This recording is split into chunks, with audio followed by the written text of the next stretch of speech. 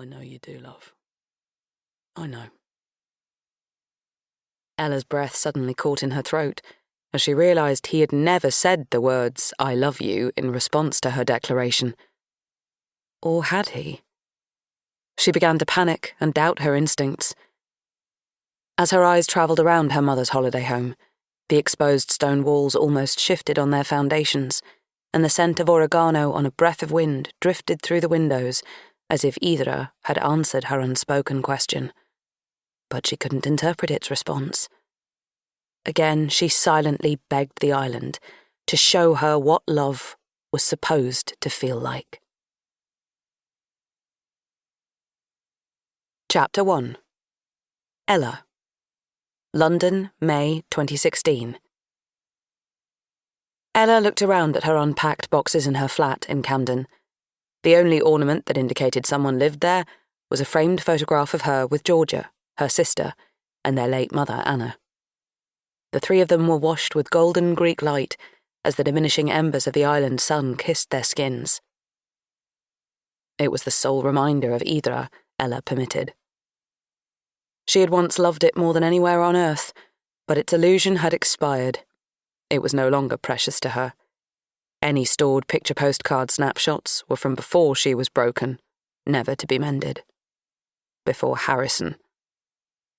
She knew, whether awake or in dreams, she never loved anyone like she'd loved him. He was careless with her heart, but upon reflection, she'd given it away too easily almost 20 years ago. She'd known he would be unable to look after it, and had offered it to him anyway. Back then, as a love-struck teenager, choosing him was perhaps an unknown urge to cause herself pain, to dwell in that precarious space of feeling almost complete, convincing herself he felt the same as she did. Her stomach would coil in anxious knots. Being with him was dangerously thrilling, and being without him for even an hour was the sweetest torture she'd ever known. She'd been ill-equipped to process how intensely they had needed each other. They were so young, only 18. Her first, and, as it transpired, her only love. They'd lived in a dysfunctional loop of creative madness, deeply romantic and passionate, existing on a ledge hovering above insanity, nudging each other at times closer to the edge of darkness. He would fold around her, cocooning her in his unpredictable, unsuitable love, writing an exquisite song for her and singing it in her ear.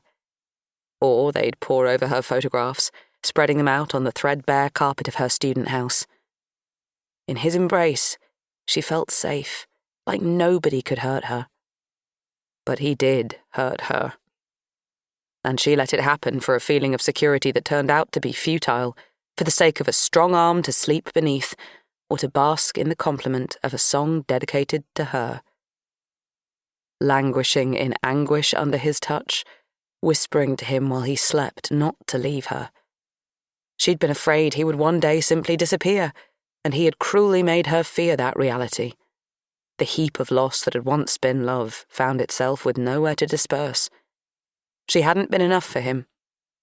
But deep down, locked away in the depths of a still bruised heart, against her wishes, Ella still felt an intense love for Harrison. The scents, sights, and sounds of Hydra still lived within her like a disease. Although her birth certificate and passport said she belonged to Greece, she didn't feel it, having been brought up in London.